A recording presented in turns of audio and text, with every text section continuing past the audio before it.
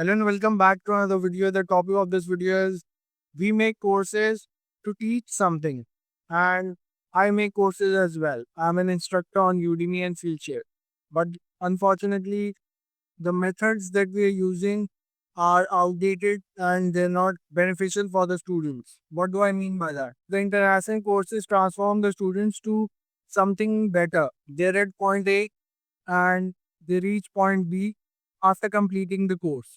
It's a transformational process and they go through that process to come out victorious at the end. Either they learn how to do a thing or a skill or they transform themselves into something better. All I'm trying to say is that you need to offer transformational skills or a transformational journey.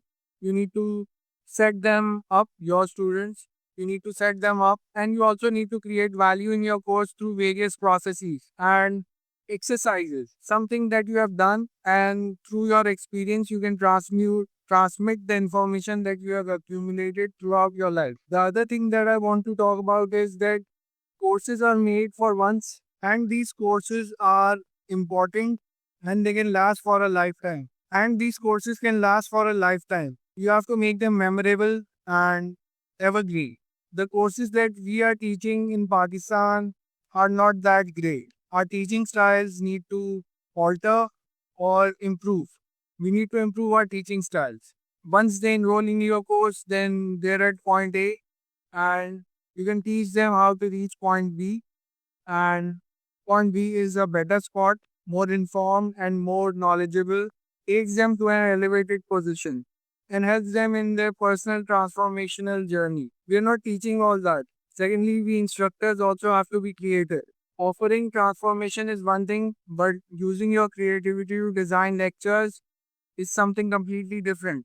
The main outline must have a transformational journey that the students can follow, but it must have other exercises. Use your mind and come up with better and more engaging exercises for your students. I was also doing a creative writing lesson. What I learned was that the teacher incorporated the letters of her that her father had written to her, and she incorporated those letters in her memoir. And she goes on saying that I'm not afraid to share these letters that my father has written for me or to me.